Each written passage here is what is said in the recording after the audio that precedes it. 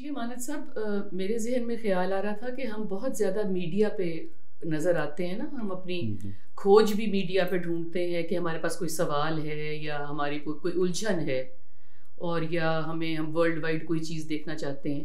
तो चूँकि मुझे बहुत शौक़ है लोगों के पास बैठने का, सोहबत में समझने का, तो जी, हम इससे महरूम होते जा रहे हैं।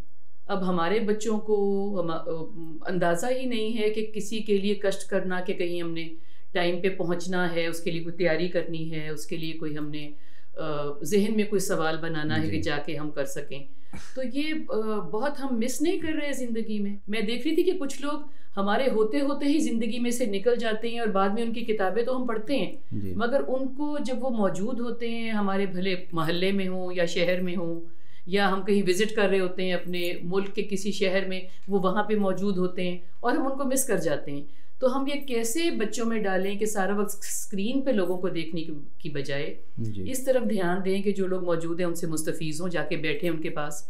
बिकॉज़ मेरे ज़हन में बहुत आता है कि जब हम टीवी पे चीज़ देखते हैं तो कॉन्वर्सेशन हो रही होती है, हुँ, मगर जब हम मिल के बैठते हैं, भले चाय पे बैठ जाएं, भला खाना खा लें, भले ऐसे ही मौसम को इंजॉय कर लें, तो हम एक दूसरे की खामोशी से भी सीखते हैं। तो हुँ। ये हमें पता नहीं है। जदीद दौर का जो अलमिया है ना, वो यही है कि जो मस्नूई ज़राए और वसाइल हैं आर्टिफ़िशियल, हम उनके ज़रिए से अपनी हकीकी सच्ची ज़रूरत को पूरा करना चाहते हैं। ये बड़ी अहम बात जो आपने कही है ना कि हम ये समझते हैं कि हम चैनल पर देख लेते हैं या हम यूट्यूब पर हैं या हम मोबाइल पर हैं, तो हम बड़ा नॉलेज गेन कर रहे हैं, हम हासिल कर रहे हैं, इसमें कोई शक नहीं है। लेकिन वो जो उस्ताज़ वाला होना और बेउस्ताज़ा होना, इसमें ज़मीन आसमान का फ़र्क होता है। इसलिए कि जो स्कॉलर आकर टीवी पर बैठा हुआ है, वो सिर्फ़ बात कर रहा है। मुमकिन है कि उसकी बात करने के तरीके में तकल्लुफ़ हो। जैसे हम फ़ौरन बात गुफ्तगू कर रहे होते हैं, जैसे कैमरा ऑन होता है तो हम एक और माहौल में चले जाते हैं और एक और तरीके से बात करना शुरू नहीं, कर माना देते सर, हैं। बहुत सी चीज़ें हाँ। एक्सेप्टेबल भी तो नहीं होती ना चैनल्स को, हुँ, जो हम आवाम से करना चाहते हैं, मगर वो जी, चैनल की पॉलिसी में नहीं आता। नहीं, मैं इस हवाले से कह रहा हूँ कि जो लोग बाहर बैठे देख रहे होते हैं ना, वो हमें शायद यही समझ रहे होते हैं कि हम इसी तरीके से ही ज़िंदगी गुज़ारते हैं या बोलते हैं, तो ऐसा नहीं होता। हम अगर जिसको देख रहे हैं चैनल पर या हम मोबाइल पर देख रहे हैं, अगर हम उसकी अमली ज़िंदगी में उसके पास आएँ, यानी मैं उस्ताज़ की बात कर रहा हूँ, आलिम की। वहाँ जब हम उसके पास आकर बैठते हैं ना, तो हम बड़े मुख्तलिफ़ तरीके से उससे सीख रहे होते हैं। हर बात जैसे आप कह रही हैं ना कि चैनल पर भी नहीं कही जा सकती, लेकिन इसी तरीके से जब आप किसी के पास बैठते हैं, बहुत सी बातें खुलती हैं, बहुत से पहलू सामने आते हैं, कोई सवाल सामने आ गया, कोई बात हो गई। सिर्फ़ उस्ताद किताब नहीं पढ़ाता कि जिसके पास आप बैठे हुए हैं, वो आपको अपने अपने किरदार से, अखलाक से, अफ़कार से बहुत कुछ ऐसा होता है कि जो ना चैनल पर होता है, ना वो किताब में होता है और ना ही वो आपको मोबाइल पर मिलता है। मुलाकात नहीं करेंगे तो जी। फिर ये कैसे ढूंढेंगे कि मेरे लिए मुनासिब उस्ताद कौन सा है? हाँ। बिकॉज हमारे बेस्ट पे होते हैं ना चैनल पे या महफिल में या मुलाकात में, मगर जब आप फिजिकली मिलना शुरू करते हुँ, हैं हुँ। तो आप हर तरीके से देखते हैं। फिर आपको ये भी समझ आएगी कि ये नमाज के लिए उठे कि हाँ, नहीं, और कोई दूसरा आया तो उन्होंने अपनी बात मुझसे पूरी की और हाँ। उनको अटेंड किया कि नहीं, या अटेंड किया ही नहीं, या कुछ अ, खाने पीने का वक्त है तो कुछ इनको समझ में आई कि भी इनको भी ऑफ़र करना चाहिए, या अब मगरिब होने हुँ, वाली है तो ख़वातीन हाँ। हमारी बच्चियां हैं वो टाइम से घर चली जाएं। चैनल पे ये हुँ। बात हम सीख भी नहीं सकते ना, इसलिए भी मुलाकातें ज़रूरी हैं। कहते हैं ना कि जिस शख्सियत को आप पसंद करते हैं तो उसके मरने का इंतज़ार करें, क्योंकि अगर आप ज़िंदगी में मिलेंगे तो मुमकिन है आप उनसे मुतासिर ना हों। सही। ये कल ही हम बैठे दोस्त बात कर रहे थे यहाँ पर, नौजवान मेरे साथ बैठे थे, अदीब और शायर, ज़ौक़ रखने वाले थे, तो वो यही बात कह रहे थे कि हम बहुत सी शख्सियात को, यानी आपने भी मैंने भी बड़ी शख्सियात को आइडलाइज़ किया, आपने भी कई सही। मुझसे ज़िक्र किया, मैंने भी बिल्कुल। कई शख्सियात का आपसे ज़िक्र किया कि नौजवानी में हम उनके कॉलम भी पढ़ा करते थे, उनकी किताबें पढ़ते थे। लेकिन जब लाहौर आए कि भई यार ये बचपन से हम इनको पढ़ते आए हैं, देखते आए हैं, तो मिलें तो सही जाकर। जब उनसे मिले तो पता चला कि वो बिल्कुल उसके बरअक्स शख्सियत है। बिल्कुल। यानी मिसाल के तौर पर कोई आपने उनके साथ कोई इख्तिलाफ़ कर लिया, कोई आपने कहा जी ये मेरा पॉइंट ऑफ व्यू है, उन्होंने एक लम्हे में आपसे कहा कि यहाँ से उठकर आप निकल जाएँ, मुझे नज़र ना आए मेरे ऑफिस से। यानी मेरे साथ खुद ऐसा मामला बीता। तो वो बात बिल्कुल ठीक है कि उस्ताद अगर आप उसके पास बैठेंगे तो उसकी शख्सियत से ही आपने जो हासिल करना है, सीखना है। तो मैं तो अक्सर तौर पर ये कहता हूँ कि मैं जिनके पास बैठा हूँ, रहा हूँ अपने माजी में, तो मेरे अक्सर असातिज़ा मैंने देखा वो ज़रा सख्त मिजाज, चूँकि फ़िरके से एक ताल्लुक़, मसलक से ताल्लुक़, तो सवाल को ना सुनना, बर्दाश्त ना करना, फ़ौरी तौर पर आपको किसी और कैटेगरी में डाल देना, ये एक रवैया होता है। लेकिन बहुत से उस असातिज़ा शफ़ीक मुरब्बी भी थे कि जिनसे हमने बहुत कुछ सीखा भी सही। ये बात बिल्कुल आपकी ठीक है कि हम तारीख़ जब पढ़ते तो हमें मालूम होता है कि लोग सैकड़ों मील का सफ़र करके सिर्फ़ इसलिए आते थे कि हम इस बंदे के पास बैठकर हम कुछ सीखेंगे, इसके साथ कुछ वक्त गुजारेंगे। अब इमाम शाफ़ी को देख लें, इमाम अहमद बिन हम्बल ने उनके साथ वक्त गुजारा। इमाम शाफ़ी को देखें तो वो इमाम मालिक के पास रहे, और इसके अलावा वो इमाम मोहम्मद बिन हसन अल शेबानी के पास रहे। उनके पास ये जो उस्तादी वाला तरीक़ा है ये बहुत कारगर होता है, इंसान की शख्सियत को बहुत परवान चढ़ाता है। एक नुकसान ये हुआ है सोशल मीडिया का कि जब आप सोशल मीडिया पे आ जाते हैं ना, तो उसके बाद ये इंतज़ार में रहता है कि लाइक्स कितने आए और व्यूज़ कितने हुए। तो उसमें उलझ के फिर टाइम नहीं देते लोग कि फ़िज़िकली भी फिर आप कहते हैं जी हमारे पास टाइम नहीं है, तो फिर वो जो है वो लोग फिर आपको मीडिया पे देख के खुश हो जाते हैं। मेरा सिर्फ ये सवाल है कि मीडिया पे मैं हमेशा बहुत इस बात की नाक़िद रही हूँ कि हमारी जो बहुत बड़ी किताबें हैं वो लोगों तक ऐसा नहीं पहुँचनी चाहिए, बिकॉज़ लोगों को बड़ी फ्लारी लैंग्वेज इस्तेमाल करनी आ जाती है, और फ्लारी लैंग्वेज वाला जो है वो हर वक्त सही इंसान नहीं होता, बिकॉज़ किताबों को रट तो आप लेते हैं, कितनों के अंदर उतरी हुई है हमें ये नहीं पता। आप देखें कि टीवी प्रोग्राम्स में जब कई दफ़ा वो क्लिप्स चल जाते हैं कि आप break I behind the scenes, तो आपने किसी के साथ कैसा मामला किया, तो उससे फिर कितने हम अपसेट होते हैं कि हम तो इनको क्या समझ रहे थे।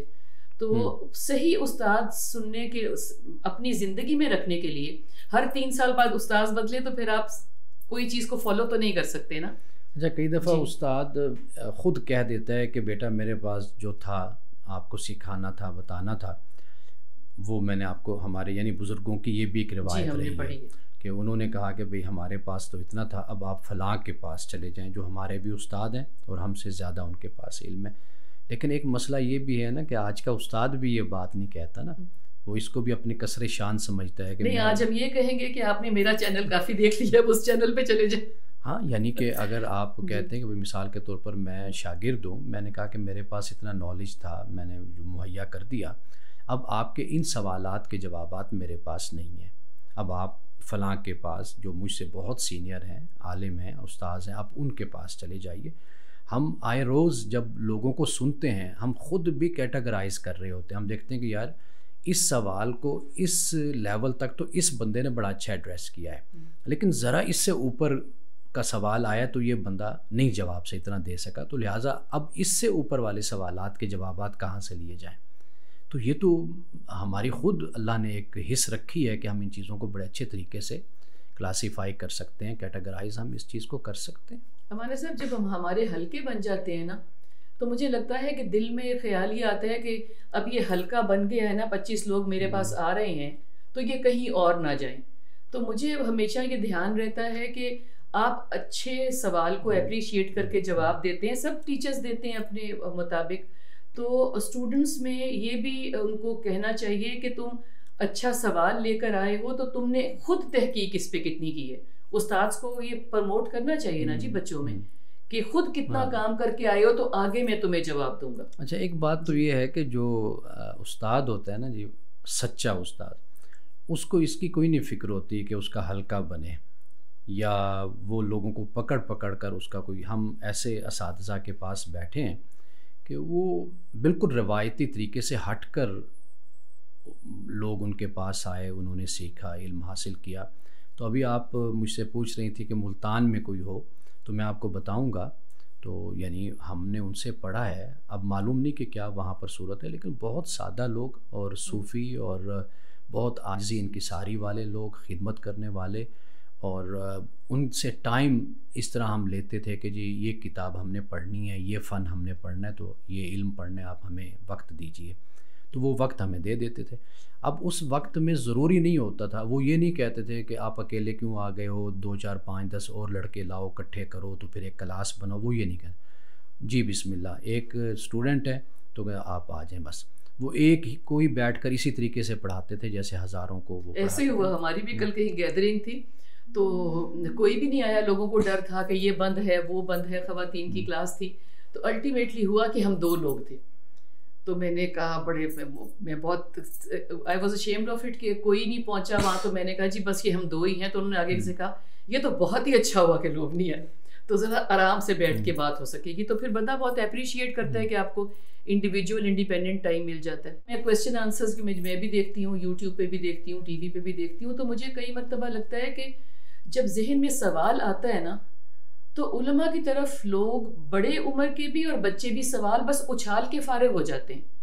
लगता है कि जहन में आया, खुद तो बैठे हुए कंप्यूटर पे कुछ कर रहे हैं और सवाल फेंक दिया कि आप जो भी जवाब देंगे तो हम रिसीव कर लेंगे। तो मैं ये चाह रही थी कि आप ज़रा थोड़ा सा ये बयान करें कि सवाल जब जहन पे आता है तो आपने खुद कितनी देर उस पर बैठना है और फिर आपने कहना है कि मैं अपसेट हूँ कि मेरी जितनी भी तालीम है मैं इसको सॉल्व नहीं कर सकता, तो मुझे किसी आलिम के पास जाना चाहिए। रादर देन सवाल आते ही घबरा के आगे फेंक दिया तो मेरा दिमाग कब टेस्ट होगा कि मैं भी किसी चीज़ पे सोच सकता हूँ या मैं भी ग्रो कर रहा हूँ। देखिए असल एक बात जो है ना, जो पूछने वाला है ये उसी की ज़ात से इस सवाल का ताल्लुक़ है। यानी मिसाल के तौर पर उसकी इस सवाल पर कितनी रातें गुज़री हैं, कितना वक्त उसका लगा है। मिसाल के तौर पर उसने बड़ा मुतालिया किया, समझा या मुशाहिदा या तजुर्बा, उसको इस चीज़ ने बहुत तंग किया और वो बड़ा परेशान। वो जो अल्लामा इकबाल का एक शेर है ना कि इसी कशमकश में गुज़री मेरी ज़िंदगी की रातें, कभी सोज़ साज रूमी कभी पेचो ताबराजी। ये जो कैफियत होती है, फिर इंसान इसके बाद जो सवालात उठते हैं फिर वो इंसान उलमा के पास जाता है, किसी के पास नहीं। जो हमारे यंगस्टर्स आपकी तरफ कोई भी सवाल लेके आ जाते हैं कि कोई हजूर पाक का कोई मसला है, हज़रत आयशा का कोई मसला है, आज के हालात हैं, तो खुद बैठ के उस पर सोचते नहीं है कि हम भी ये कोई हल निकालें। तो मेरा ख्याल है कि जब सवाल आपके पास आता है तो हम जब फिज़िकली बैठेंगे तो हम ज़रूर ये पूछेंगे कि तुमने इसके बारे में क्या सोचा। देखिए अब ये सूरत हाल तो मुख्तलिफ होती है ना हर नौजवान जी के हवाले से। मसलन बहुत से नौजवान ऐसे हैं कि उनको इन सवालात का इसलिए सामना होता है कि वो एक ऐसी कंपनी में होते हैं, ऐसे लोगों के साथ बैठते हैं, उनके अपने दोस्त इस तरह के सवालात उठाते हैं इस्लाम पर, सीरत पर, हदीस पर। तो वो फिर आलिम से रब्ता करते हैं, पूछते हैं कि जी इसका क्या जवाब है। फिर जो वहाँ से वो सुनते हैं वही जाकर आगे उनको बताते हैं कि भाई इसका जवाब इस सवाल का ये बनता है जी। तो जहाँ आप जो बात आप कह रहे हैं ना, आज के दौर में असल में उस तरीके का सवाल और वो तरीका है नहीं हमारा ये मसला है कि अगर कोई इस्लाम से या मज़हब से या किसी भी स्कूल ऑफ थॉट से अगर उसका एक जज्बाती ताल्लुक़ है, उस जज्बाती ताल्लुक़ की बुनियाद पर वो अपने उस नज़रिए को डिफ़ेंड करना चाहता है, वो डिफ़ेंड करने की वजह से सवाल। मैं कहता हूँ कि आज के दौर में ये भी बात बड़ी गनीमत है कि अगर आकर कोई नौजवान या कोई शख्स आपसे ये पूछता है, बात करता है कि भाई इस सवाल का क्या जवाब है या इस एतराज़ का, ये भी बड़ी गनीमत की बात है। वरना लोग तो अगर कोई सवाल नहीं करता तो इसका मतलब ये है कि उसको उस मज़हब से या उस नज़रिए से या उस सोच से कोई गर्ज़ ही नहीं है, उसने तो बस वक्त जैसा उसने गुजारना है। तो सवाल करने वाला कम से कम इतना तो है ना कि उस बारे में वो हसास है या वो ये समझता है कि मुझे किसी न किसी तरह इसका जवाब मिलना चाहिए।